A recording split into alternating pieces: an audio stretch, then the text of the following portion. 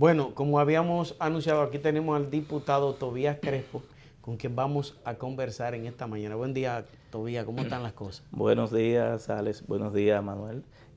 Saludando también los televidentes de su espacio. Estamos muy agradecidos de la invitación de ustedes a este programa de nuevo. Tobías, dime una cosa, ¿cómo ve el proyecto de los Crespo? Porque ya Manuel Crespo es un candidato de la familia y del país. Bueno, en el caso de Manuel, y no es el proyecto de los Crespos, sino un proyecto país, porque Manuel tiene más de 30 años en el PLD, entró al PLD a los 14 años, y la familia Crespo sí hemos estado incidiendo junto a él y junto a mucha gente, una generación que ha venido de los años 80, finales de los 80, 86, 90 hacia acá, trabajando en las diferentes campañas electorales y vamos avanzando. Yo creo que en definitiva la República Dominicana tiene que empujar dirigentes y valores que se atrevan y que puedan encaminar proyectos de renovación, de relevo, que en algún momento se va a dar y hay que construirlo. Yo creo que se debe construir con el trabajo, con las propuestas y con la visión clara de lo que realmente requiere el país y de las posibilidades reales de lo que pueda demandar la República Dominicana. Y sobre todo, yo creo que yo lo dije en este espacio una vez, que nosotros pudiéramos estar encaminando a la República Dominicana como a un vacío de liderazgo político, desde el punto de vista que pudiéramos provocar que sectores te impongan figuras que no tienen compromiso social, que no tienen formación política y que no estén claros de los desafíos y los retos que tiene la República Dominicana. Yo creo que uno de los elementos que creo que ustedes lo hablaban al final, antes de entrar nosotros a esta participación, de cómo la República Dominicana en los gobiernos del PLD ha venido avanzando, ¿verdad? Desde el punto de vista del crecimiento económico y de realidades que están ahí palpables, por las cuales incluso hemos ganado las últimas 6 elecciones de manera consecutiva, y esos cambios, esas transformaciones no deberían perderse, deberían seguir proyectándose con un liderazgo que pueda continuar las cosas que se han hecho bien y poder lograr algunas cosas que tal vez el tiempo, la realidad, las posibilidades no han permitido. Pero si nosotros tiramos una página retrospectiva hacia atrás de 20 o 30 años, la República Dominicana de hoy no es la misma que hace 20 o 30 años. Es decir, decía, creo que era Manuel, que si la economía va bien, la política debe ir bien. Entonces uno de los grandes logros de los gobiernos del PLD precisamente es eso, mantener esa estabilidad, ese crecimiento con estabilidad que permite que no se escape de control uno de los elementos más importantes de las actividades, que es la parte económica. Hay un asunto, Tobías, que particularmente siempre he tenido mi resquemor en el sentido de las cuotas. Juventud, qué mujer, que hay que darle paso a generación, pero no un problema de dar paso, no.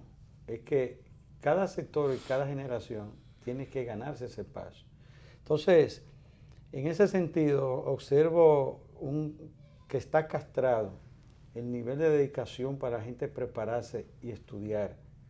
Incluso en los mismos aspirantes, en el PLD, hay gente que quiere ser presidente de la República, pero dándose la mejor vida del mundo, con unos bolos, vinito, quesito, pero no lee ni el periódico. Esa es la verdad. Y es lo mismo que le pasa a la oposición. Y colgado en las redes de manera continua. Danilo lo dijo ahora en la entrevista, dijo bueno, mira, que aspiraban a presidente. Aquí hay muchos dirigentes de redes. No, pero tú entiendes que te digo. Entonces a mí me gustaría, de WhatsApp y si tú compartes esas observaciones que hacemos en ese sentido, porque la verdad es que, óyeme, te digo algo, que no es ni haciendo ya una que pregunta. ni leen, dice Danilo, ni leen, y tres meses antes se ponen al más caravana. El presidente no ha dicho nada nuevo, es que es más que eso. Es más, te digo a ti algo. El mismo PLD, que es un partido de cosechas, como si fuera el vino. Claro, en el sentido que por la formación de una escuela política, de formación de círculos de estudios, hay un posicionamiento, hay un criterio que así ha sido históricamente del PLD, crear, vamos a ver, un vivero de futuros perfiles. Y Lionel es producto de eso. Pero fíjate que tú observas, y en el PLD está castrado también eso. Tú no ves ese equipo que pudiera reemplazar de esa formación, esa dedicación a Lionel y a Danilo como tal. No es que no va a ser posible ni se va a dar, pero fácil con una mala calidad. Esa es la verdad. Uno percibe eso. Entonces, es una preocupación no solo para el PLD, sino hasta para la propia sociedad dominicana. Mira, yo desde el punto de vista del tema de las cuotas, respetando la opinión de los que creen en las cuotas, yo creo que los ciudadanos, la gente, lo que necesita es oportunidades, porque las cuotas, aunque es una discriminación positiva desde el punto de vista jurídico, ¿verdad? Lleva a injusticia también. En ese sentido, por ejemplo, en el caso de Leonel Fernández, Manuel Crespo, que ustedes me preguntaban, nosotros en particular, el PLD nos dio la oportunidad. A mí no me dieron cuota para llegar a donde yo he llegado. A mí me permitieron la posibilidad primero de ser simpatizante, que lo fui en el 86, cuando voté por vez primera, luego en el 90, que trabajamos intensamente en esas elecciones que finalmente no pudimos ascender al poder, luego en movimientos de apoyo y finalmente decido hacer carrera en el PLD, fui CTPista, circulista, me hice miembro, juramenté un comité de base, porque en el PLD había que demostrar que tú eras miembro, juramentando un comité de base, formando, al igual que me formaron a mí, mis enlaces, y en ese caso luego pasé a ser dirigente medio. Tengo 20 años casi siendo presidente de un intermedio y miembro del Comité Central, aunque también he trabajado en la Secretaría de Asuntos Gremiales y Profesionales. Digo todo este recorrido porque estoy a tono con lo que tú estás indicando y fue la preocupación que dije ahorita, que si nosotros no estamos viendo o visualizando bien lo que pudiera estar pasando, pudiéramos estar provocando que sectores fácticos te impongan una persona sin criterio de ningún tipo porque no está basado ni en la trayectoria, ni en la formación, ni en el compromiso social, ni estar claro verdaderamente de lo que es la política. Un fantasma populista y se hace con todo. No, o que el marketing te haga de un mal producto un buen candidato y la gente por la ola, porque muchas veces la gente se lleva por la ola, por el efecto dominó y por estar cansado, porque también el desgaste también lleva a que la gente vote en contra y no vote de manera consciente. Si el voto debería ser consciente, de ver el menú, ver las propuestas, analizar los méritos de cada quien y tú decidir, porque el problema casi siempre de la política y de toda actividad es escoger, es decidir. Una vez que tú escogiste, si escogiste mal, ya no puedes echar para atrás, es muy difícil. Entonces tienes que cargar con esto 4 años con una gestión. Entonces yo creo que en el caso de las cuotas de los jóvenes, que creo en la participación de los jóvenes, pero la juventud es una etapa temporal. Yo soy un joven maduro, yo tengo muchísima juventud acumulada. Fui joven, pero ya yo no soy joven. Yo tengo una hija que ya tiene 26 años y ayer el segundo me cumplió 22 profesionales.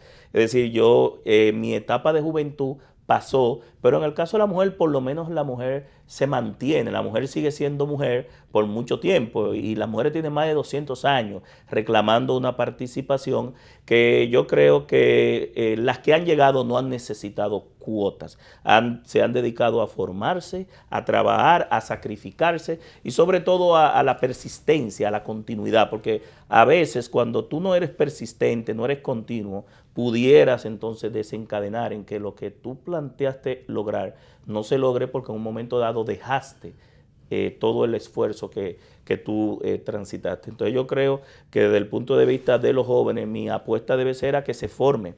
Entonces, pero también tenemos un problema que es que las cúpulas de los partidos no le han dado la oportunidad. Ahorita, antes de entrar al aire, yo les decía a ustedes que nosotros los partidos políticos hemos quitado los procesos democráticos. El PLD tiene la misma estructura provincial, la misma municipal, seccional, de intermedio. Y yo no digo que le demos espacio a todos los jóvenes o a todas las mujeres. No, y no es un asunto tampoco de edad.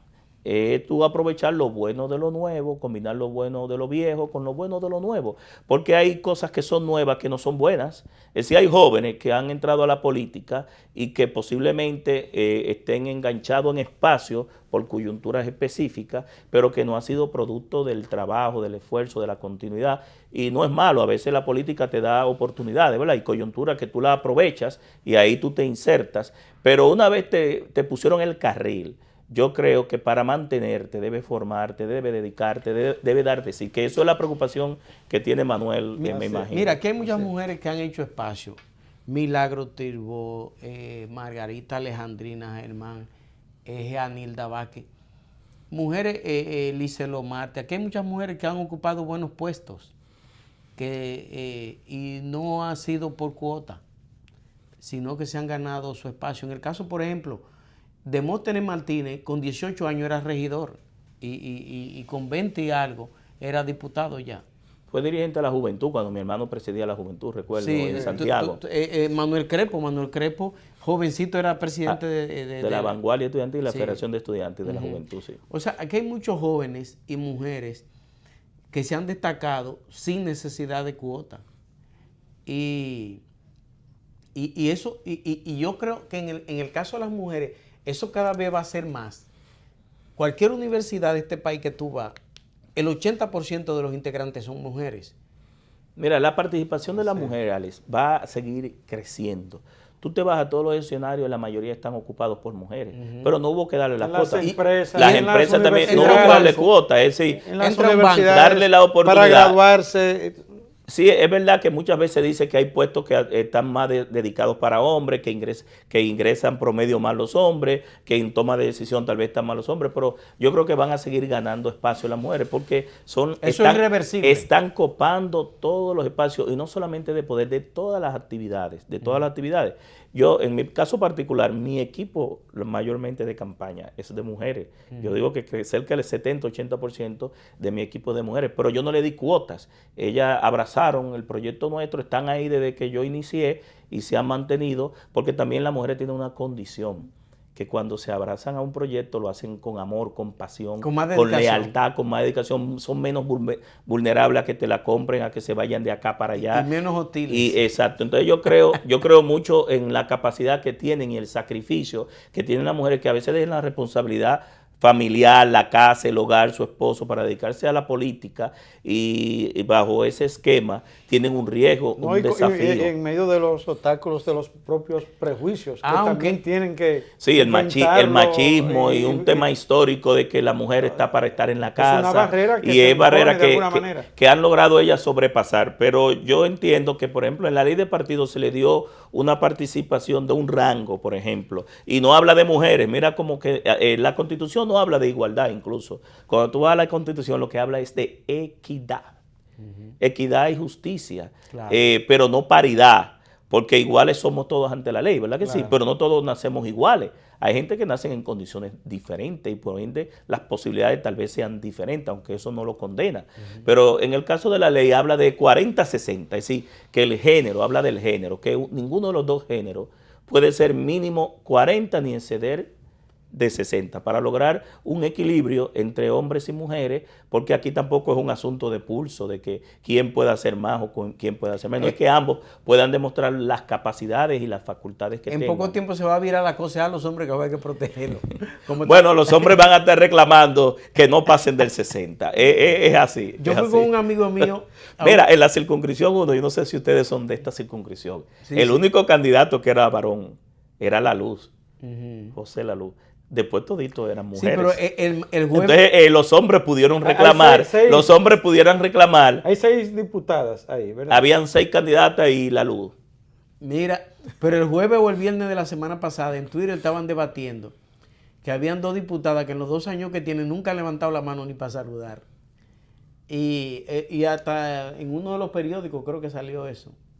Que nunca han levantado las manos en los 2 años que Mira, con respecto... Pero eso no tiene que ver, yo creo que con las mujeres, sino cuando tú vas a una candidatura y aspiras a un puesto, tú tienes que estar claro de cuáles son los roles, las atribuciones, las competencias, y tienes que ir con una carpeta. Yo no llegué a la Cámara de Diputados a perder el tiempo, y ustedes lo saben, ¿verdad?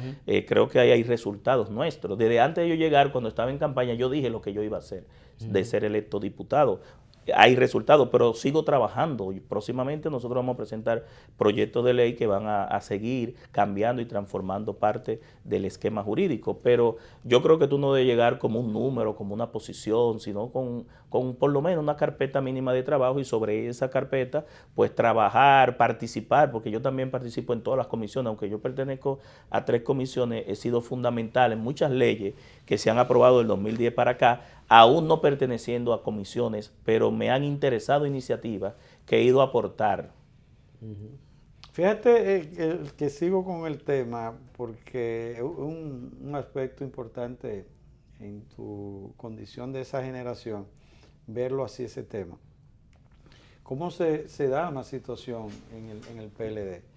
Que fíjate que Leonel y Danilo se convierten, fuera de Juan Bosch, en los dos presidentes que logran llevar al PLD al poder, concitar incluso el apoyo de Balaguer en el caso de Leonel en el 96 y de Juan Bosch. Y Leonel entrega a Danilo de la misma generación.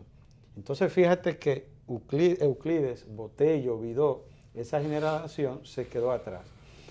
Pero en ese liderazgo que hubo dentro del PLD, de Vidó, Botello y Euclides, había una generación donde estaba Felucho. Sí, había un intermedio que no pudo lograr. No, y que entonces había una generación como José Tomás, por como ejemplo. Felucho, Leonel, Danilo, y Santa María, y una generación que tenían un espíritu de liderazgo y de preparación hacia esos perfiles, que da como resultado, como cosecha, insisto, a Leonel y a Danilo. Fíjate, entonces uno no ve en ese liderazgo de Leonel y Danilo, esa generación, que desde abajo hayan personas preocupadas, ¿verdad? Y con el interés de prepararse hacia esos perfiles que puedan con las condiciones que tienen ellos, catapultarse como tal. Fíjate yo no lo creo así, Manuel. Pero fíjate que la gente que está aspirando, tú no lo enganchas como tal, pero no solo en el PLD.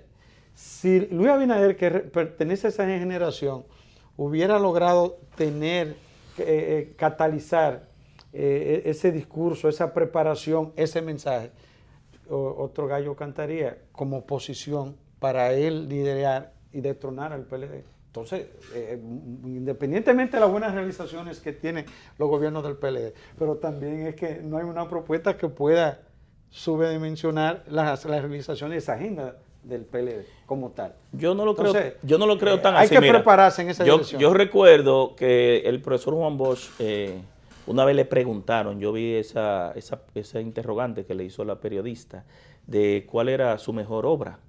Y él respondió que haber fundado el PLD y un partido, lo explicó muy bien, de cuadros y dirigentes políticos que se iba a hablar mucho en la República Dominicana, y fue profético, porque es verdad, hemos estado durante los últimos 20 años dominando el escenario político, y sobre esa base, sobre esa declaración del profesor Juan Bosch, sale Leonel, sale Danilo, salieron otras figuras que no pudieron descollar o que tal vez la coyuntura o el trabajo no les permitió, y que detrás de ellos también ha habido una generación, pero hemos estado, Manuel, desde hace un tiempo secuestrando la democracia. ¿Cómo tú puedes lograr que puedan ascender nuevos liderazgos si hay acuerdo y pacto que te dice que todo el mundo se queda, que todos los presidentes se quedan de intermedio, que todas las provinciales se quedan? Es decir, si tú marcas una de ese liderazgo para sacudirse sobre esa dirección. Si tú marcas un impedimento, si tú marcas un impedimento resolutorio, y sobre una base de unos estatutos y una formación que el PLD empezó en la democracia y germinó en la democracia y la hemos matado, difícilmente tú puedas ver que descollen gente. ¿Por qué? Porque estamos descansando en una figura, en dos figuras, que fue lo que finalmente no quería el profesor Juan Bosch. Juan Bosch desapareció físicamente, pero el PLD siguió y produjo presidentes, y podemos producir más presidentes, sí y solo sí permitimos que la democracia se imponga, porque si no, entonces finalmente, y no solamente eso está pasando en el PLD, eso está pasando en el PRD, en el Reformista y en el PRM, en todos los partidos. Pero Brito decía algo con lo que yo estoy de acuerdo. Yo creo que la gente tiene que ganarse su espacio. Sí, hay que trabajar, hay que trabajar. Así simplemente, hay que trabajar. O sea, yo creo que la gente prepararse y formarse. Yo pienso que y aquí hay gente y eso ha quedado demostrado. José Francisco Peña Gómez venía de los segmentos más empobrecidos de la sociedad. Y casi todo el que ha logrado descollar viene desde abajo. Y José Francisco Peña Gómez llegó a ser el principal líder de masa en este país. No llegó a la presidencia. De América Latina, Peña Gómez. Sí, y no llegó a la presidencia por una de esas, de esos. Leonel Fernández no es un hombre que viene de clase alta, de ni clase clase media alta. incluso. Y Leonel forjó su espacio. Y tú te pones... Y el mismo Danilo. El mismo Danilo, exacto. Danilo viene de San Juan, de un campo de San Juan, y logra construir su espacio. De Rollo Cano. ¿Qué ustedes creen que es el PLD? El No, PLD no, es la pero- suma pero del lo que te trabajo que- mío, pero lo que te del quiero- trabajo de ustedes, Sí, sí, del pero- trabajo de mucha gente, Sí, pero lo que te quiero igual haber que dicho, ellos. lo que te Yo quiero creo haber que hay muchos. Pero lo que te quiero haber dicho, hay muchos. Lo que te quiero haber dicho es a Peña Gómez su tenacidad y su formación, a Leonel su tenacidad y su formación, Danilo principalmente su tenacidad y su Yo capacidad lo dije de ahorita, estrategia. la persistencia, la O- consistencia exactamente. y no dejar el objetivo. La historia lo pone a cada quien en su lugar, Sí. pero eso no es gratuito ni fortuito. No, hay que así, trabajar, ni- hay que formarse, hay que Es como esforzarse decía Danilo, y no venir mantenerse 3 meses- de manera continua. 3 meses antes de las elecciones, hacer caravana y hacer pendeja Pero yo siempre lo he dicho. para alcanzar un eso. puesto. Pero que que ni adem- siquiera pero además inspirado por influctuar poder, no porque hay una vocación de servicio con una agenda comprometido hacia dónde tú vas a conducir esto, que te dé credibilidad. Y eso que tú estabas diciendo, Tobías, de que se secuestra la democracia, que la cúpula decide acuerdos para situaciones. ¿Tú sabes dónde está la génesis de eso? Y siempre me ha llamado la atención desde que oí la frase de un sociólogo que no se discute el hecho, sino la razón y el derecho de las cosas, del hecho. Y es que eso se produce también porque esa cúpula observa que no hay esa rebeldía y esa situación y le van a permitir eso. Si hay ese despertar, porque ese liderazgo de esa generación tenga una actitud, no se piensa hacerse eso porque se le teme. Y de manera natural se da la cosa por donde tiene que darse. ¿Qué parte también de eso que estamos hablando? Porque yo creo que no hay esa discusión y ese secuestro. Yo creo que no debe ser que si a ti te dieron la oportunidad de ser candidato por procesos democráticos, ¿verdad? Dentro de tu partido, y luego se te presenta fuera al electorado, ¿verdad? Al escrutinio de fuera de los partidos, y también la sociedad te asume, como fue el caso de Leonel Fernández y como ha sido el caso de Danilo Medina. Una vez que tú seas cúpula y decidas, tú cierres el juego y no le des las oportunidades a otro. No es correcto esto. ¿Por qué? Porque entonces tú estás denegando tus orígenes, porque el hecho... Porque en esa parte nadie va a estar de acuerdo el PLD, mientras... y ver positivo, Brito, válido, el de que se le hiciera PLD, el paso mientras a nadie. estuvo Juan Bosch, Pero, oye, el PLD hizo elecciones, ¿el comité político se elegía o no? Ustedes no recordarán que Jorge Botello enfrentó a Juan Bosch lo mandó a correr, sacó como un 2 y al final Juan Bosch tuvo que, en paz descanse, ¿verdad? Nuestro yo estaba compañero. en esa reunión. Entonces volvió al comité político por decisión como es. Que Botello es un hombre de acción, no un hombre político. Pero y que Juan Bosch fue tiene digno mérito, no hay nada. y mérito y volvió Botello es un héroe nacional. Exacto, que y lo dejó en el el comité. PLD se prestigiaba con Y lo dejó, un pero hombre de ese tipo. ¿qué hizo? Eso es así. ¿Qué hizo don Juan? Lo probó, es decir, tírate a correr. No, y el partido lo asumió Y el por partido unanimidad, votó, entonces al porque- final votó. Pero ¿qué es lo que te digo? Que mientras estuvo Juan Bosch, el comité político se elegía, el comité central se elegía, todos los organismos se elegían cada 4 años, se respetaban los congresos, las resoluciones de los congresos y sus estatutos, e incluso el que no lograba en primera vuelta, se iba a una segunda vuelta. Tú lo recordarás, ¿verdad que sí? Y si en la segunda vuelta no lograba, había un proceso de descarte para que pudieran completarse las posiciones. Ustedes no recordaban a Lidio Cadé en todos los procesos anunciando muy orondo al país los procesos limpios y transparentes del PLD. Ya eso no existe porque no hay democracia. Mira. Es el dedo, los acuerdos de aposento, vamos a pactar, vamos a negociar las cuotas. Y oye, hemos llegado ahora a las encuestas. Las encuestas están sacando gente con talento.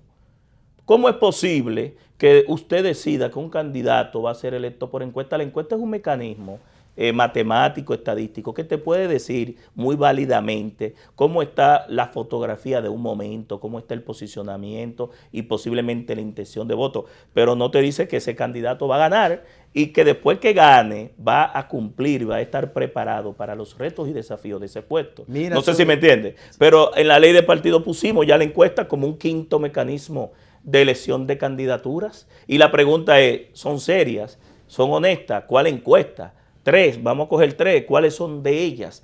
Ese sesgo de la información, de esa encuesta, ese margen de error, ¿a quién va a beneficiar? ¿Cómo yo cojo la encuesta para sacar a Alex y poner a Manuel y dejar a Tobías? No sé si me entiende.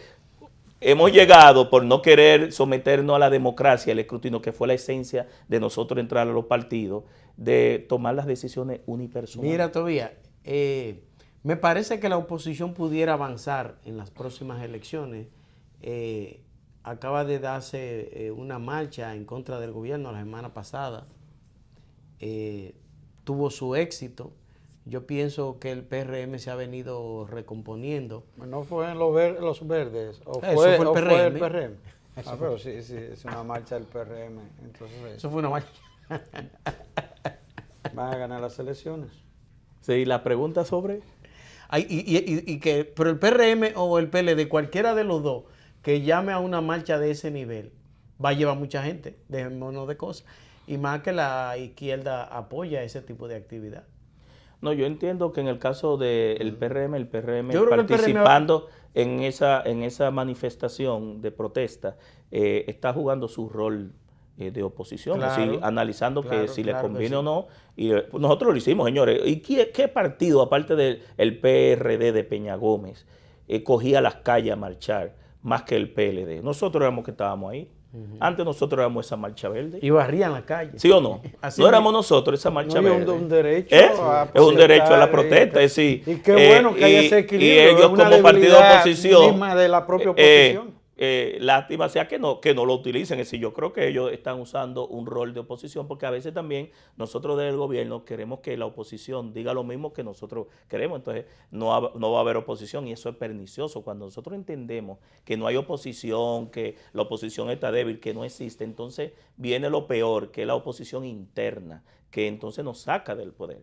Que ahí es que pudiera estar dándose el momento actual. Nosotros entender y creer que nosotros estamos únicos y solos en la cancha, ¿verdad? Que no hay oposición y que yo creo que no es así. Esa oposición ha ido avanzando más de lo que a veces uno entiende. Sacó 35%. Nosotros siempre en la campaña del 2016, la anterior, medíamos a Luis Abinader. Luis Abinader no pasaba de un 28, nunca pasó de un 28, pero terminó en un 35. Es decir, que hay un grupo de votos silentes que a veces se va por el que en contra del que está o por desgaste, ¿verdad? Vote en contra, pero nosotros no podemos basar nuestra estrategia de que no existe oposición, porque entonces quien nos saca del poder es la propia oposición interna, que es más perniciosa, más peligrosa, porque saca los trapitos al sol, ¿verdad? Que anteriormente el PLD lo manejaba adentro y ya lo está manejando hacia afuera, pero es lógico que lo tenga que manejar afuera porque los organismos no se reúnen, el PLD ya no es un partido, el PLD lo que es una maquinaria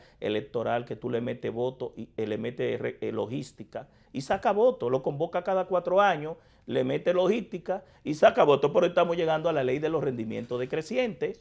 Yo creo que estamos buscando en el mismo mercado todo el mundo los mismos votos y va a llegar un momento en que por más logística que le meta, por más estructura que tenga aceitada, por más tecnología, porque nos hemos hecho expertos los PLDistas en el uso de las TICs, ¿verdad? Ubicando votantes, seleccionando y aglutinando. Porque el PRM avanzó en las pasadas elecciones, logró 2 senadores y más diputados, y pienso que pudiera avanzar. Y un partido que lo que tenía era 2 años, creo, ¿verdad? Un desprendimiento del PRD. La gente dice que ese partido es el mismo PRD, es el PRD salido, porque nosotros salimos del PRD también. Claro. Ya los PLDistas no podemos atacar al PRD. Sí, cuando yo entré a un círculo de estudio, el primer folleto que nos daban era la historia del PLD. Y en esa historia del PLD escribía don Juan con puño y letra, uno viéndolo, porque al final era digitado, que la antítesis del PRD era el PLD.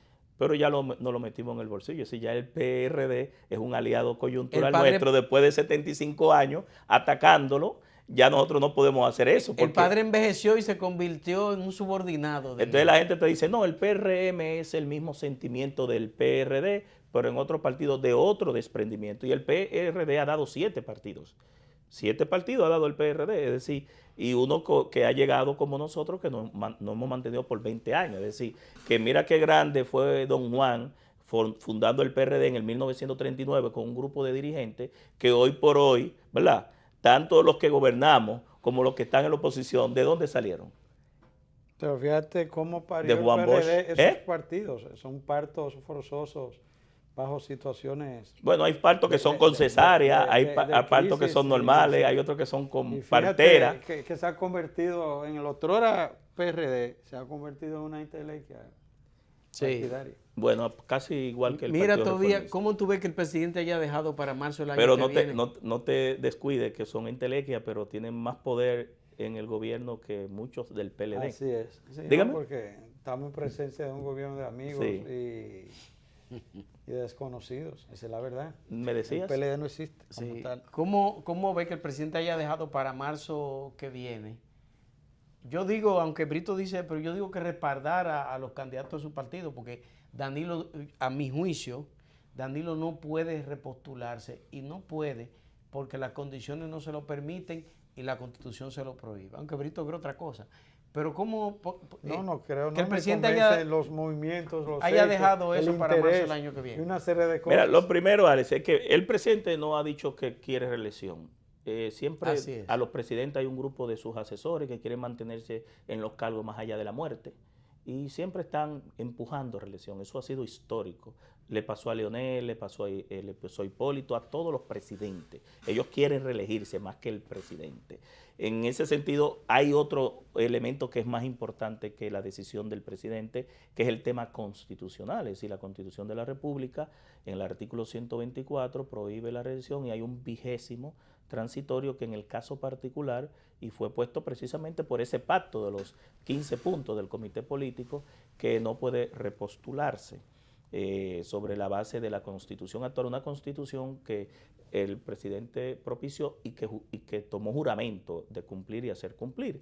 Es decir, que para que nosotros estemos analizando ese tema, yo creo que a veces en la prensa, en los medios de comunicación, se discute mucho el tema porque ese fantasma de la corrupción viene desde chiquito, desde la historia de la República, pero yo creo que desde el punto de vista de el postergar para marzo, entendiendo los plazos que establece la misma ley de partidos políticos, porque la ley, ahora nosotros tenemos una ley de partidos políticos, esta ley ahora va a cambiar muchas cosas. La ciudadanía no se ha dado cuenta y tal vez la sociedad y los partidos no me han dado cuenta que esta ley establece muchos mecanismos que no existían. Es decir, nosotros desde el año 66 hasta la fecha los procesos democráticos se habían dado sin ley de partidos políticos. Allá aquí hay una normativa, hay una regulación que establece plazos, que establece sanciones, Y la ley electoral que establece prohibiciones y ahora viene una ley electoral. Pero no lo ve así, diputado, de que es porque la ley establece plazos.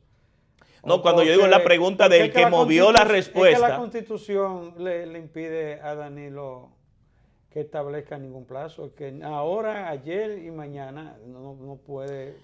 Lo que pasa es de candidato fijar fecha para decir una cosa que de hecho ya él lo dijo con el transitorio en el 2015. Lo que pasa, Brito, que simple. a veces una cosa y si es... lo establece para marzo es porque alberga Lo la que esperanza pasa, de ganar tiempo. Brito, tú tienes que verlo en el contexto del presidente Danilo y su equipo. Una cosa es con guitarra y otra es con violín. El presidente Fernández recogió firmas en el 2011. Un presidente con 2 años no puede decir que no va también porque se le van toda su gente, o si por lo menos pactar una posibilidad de que se pueda repostular posterior. Pero es una coyuntura característica distinta, porque... No, es lo mismo. Todo el que está en el poder analiza sobre la base de quedarse inicialmente, y si no, propiciar una pasadera de antorcha. Pero Leonel Fernández hasta dio un discurso y dijo que llegó a la ciudad, entendió que iba a sitiar, que podía destruir esa ciudad, pero hubo una recogedera de firmas, de 2 millones de firmas, aún la Constitución... Pero no lo hizo ni una vocación. Aún la Constitución prohibiéndosela. Entonces yo creo que el contexto y lo que se puede presentar de aquí a marzo va a determinar no solamente lo que pueda pasar en el PLD, sino lo que pueda pasar en el país. Es que no hay que dejarlo para marzo nada. Porque cuando yo digo para marzo... El contexto de la coyuntura de Leonel y la vocación para una decisión así, no se esperaba que pudiera hacerlo, pero estamos en presencia de que las acciones, los discursos y el ambiente en manos de quien está en la coyuntura es para que esa aventura se produzca. Porque primero hubo una decisión de una reforma que se produjo en el 2015 para permitir un segundo mandato bajo una realidad que se entendía y se aceptó, que se creó un pacto de 15 puntos al interno del PLD. Y se le añadió un transitorio del nunca jamás. Óyeme con qué característica. Propuesto como garantizar y crear confianza de que real y efectivamente no iba a haber otro intento en ese sentido. Se juró por Dios como testigo de que eso no se iba a producir, y ese transitorio. Y el ambiente y los discursos, y dejar para marzo una decisión que ya se estableció el día 15, de que eso no era ni para hablarlo. Eso no debemos ni nosotros estar discutiendo eso aquí. Bueno, fueron las cosas que yo al inicio dije. Hay es decir, analizar la reelección o no, se ha gastado mucho tiempo en esa discusión. En la mayoría de los casos siempre ha estado prohibida. Es un debate bizantino. Sí, siempre ha estado prohibida, siempre ha estado prohibida, siempre ha estado prohibida. Sin embargo, la discusión viene, las modificaciones se hacen y se producen las reelecciones basadas en modificaciones. Tú nada más tienes que ver las 39 modificaciones que se le han hecho a la Constitución de la República, y la mayoría de ellos... Alexander, ese tema es bizantino hasta que no le den un latazo a uno. No, pero mira, fuera de los conflictos que ha habido en 39 modificaciones de la Constitución del año 1844 hasta la fecha, la mayoría de ellas han sido por el tema de la reelección. Sí, así es. Fuera de la crisis del 94, la mayoría de las modificaciones de las 39 a la Constitución han sido por presidentes que se han querido quedar. Eso está ahí, está claro, y la discusión siempre va a estar, que tú lo analices en un contexto no, de una acera o de otra, pero la política también se nutre de realidad. Hay que ver qué es lo que está pasando en el momento actual, ver lo que va a pasar el año que viene, porque sí, lo que yo creo, y por eso nosotros hablamos de relevo democrático, y Manuel habla de relevo. Pero en el país no hay una situación, Crespo, de estado de sitio y de imprescindibilidad para tomarse decisiones. Pero es que nunca lo ha habido y siempre se discute y se modifica. Que trastorne, bueno, pero yo te digo que... Sí, la modificación de la Constitución no ha sido que va a entrar el mal, y que para atajar ese mal nosotros tenemos que poner ese muro de contención. Pero hay coyuntura que pudiera determinar y justificarse y aceptarse una modificación constitucional como una estrategia de que ese partido entienda retener o ganar unas elecciones. Mira, yo no sé por qué nosotros... Unas elecciones, pero nosotros... Mira, yo no sé por qué nosotros... Es una situación de imprescindibilidad. Mira, yo no sé por qué nosotros, como clase política, permitimos interrumpir lo que habíamos logrado con 2 periodos y nunca más. Eso es lo que mejor conviene a la calidad de la democracia. Eso debe quedarse así. ¿Por qué yo te digo eso? Estados Unidos se prepara una generación de políticos. Son gobernadores, son senadores, ¿verdad? Y llega un grupo, una generación que se va formando en la política, pero con otros temas de que no tienen que ver con política, llegan con una formación, con un programa de gobierno de país, se desempeña. Si es bueno, se reelige, y si no es bueno, la población no lo va a reelegir. Pero después de esos 2 periodos, viene otra generación que va empujando. Y estos temas de reelección o no, se hubiesen quedado de lado, y estaba así, y lo cambiamos. No sé si me recuerdan. Eso debe quedarse así como está. En ese sentido, eso es lo más conveniente para un proceso generacional de formación y de relevo que vaya quitando muchas cosas, porque mira, aquí hay muchas decisiones que hay que tomarse, que no se toman. ¿Tú sabes por qué? Por si el presidente se va a reelegir o no. Sí. Yo creo, por ejemplo, la ley 6317 del INPRAN, hay muchas cosas que no se han tomado por el costo político. ¿Pero cómo nosotros vamos a retrasar muchas medidas que la sociedad está esperando? De que si el presidente se va a reelegir o no, que no se le puede regular los motoconchitas, que no podemos los transportistas. No. Yo creo que nosotros debemos llegar a un país donde cada 8 años, ¿verdad?, llegue una generación con un programa de gobierno, ejecute, se evalúe, y los partidos formen a personas que vayan relevando. Exactamente. En eso yo creo. Mira, todavía, en los minutos que nos queda, quería que me evaluara ¿cómo ve la implementación del Intran, pese a que todavía como que se mantiene ese desorden en el tránsito en la ciudad? Pero ¿cómo evalúa la implementación del Intran después de su puesta en funcionamiento?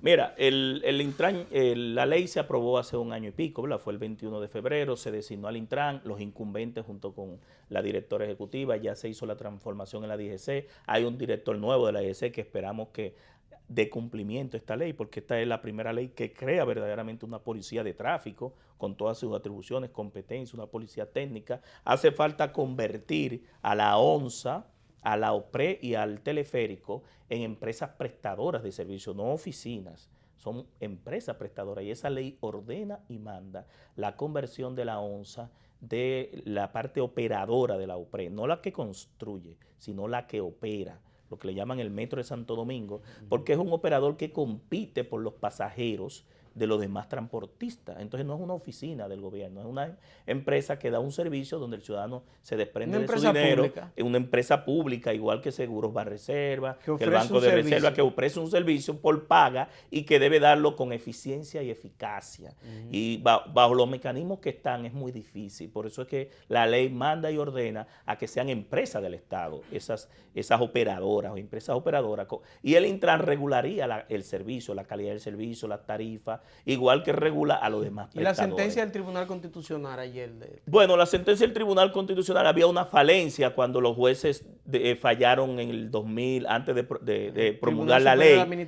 Yo estoy de acuerdo porque la misma ley 6317 en el artículo 10 dice que el Intran y los ayuntamientos, cuando asignen la licencia de operación, tienen que tomar en cuenta de no crear oligopolios y monopolios o posiciones dominantes de mercado, aunque hay una ley que creó competencia y procompetencia. Es decir, ¿qué es lo que tiene que hacer la dirección ejecutiva del Intran y los alcaldes cuando den las licencias de operación de las rutas?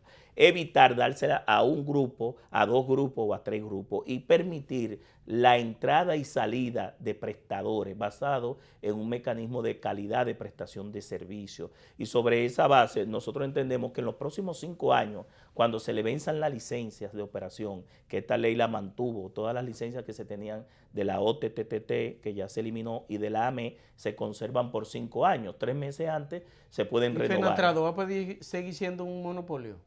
Bueno, es que la ley prohíbe los monopolios y nada más permite monopolios públicos. ¿Qué es un monopolio público? El metro es un monopolio porque nada más lo da el Estado, la ONSA es un monopolio, el teleférico, pero solamente la Constitución lo establece que lo puede dar el Estado o el Estado a un tercero a través de una concesión, ¿verdad? A 20 años, 30 años, pero es el Estado que lo está dando bajo una Constitución de la República y una ley que le faculta a eso. Pero privados no puede haber monopolio y sobre esa base esta ley en el tiempo va a ir mermando y reduciendo, pero no va a ser de la noche a la mañana, aunque ayer el Tribunal Constitucional falló ratificando lo que se había dado en el Tribunal Superior Administrativo y en el Contencioso Administrativo, que fue apelado.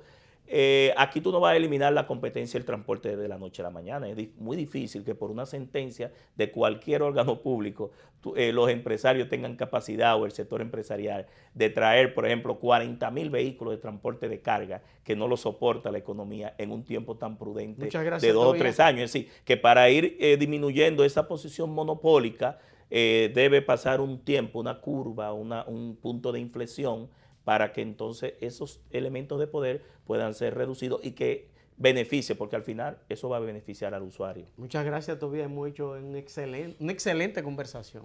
Gracias a ustedes por invitarme a este espacio. Brito. Bueno, hasta el viernes y ustedes hasta el lunes.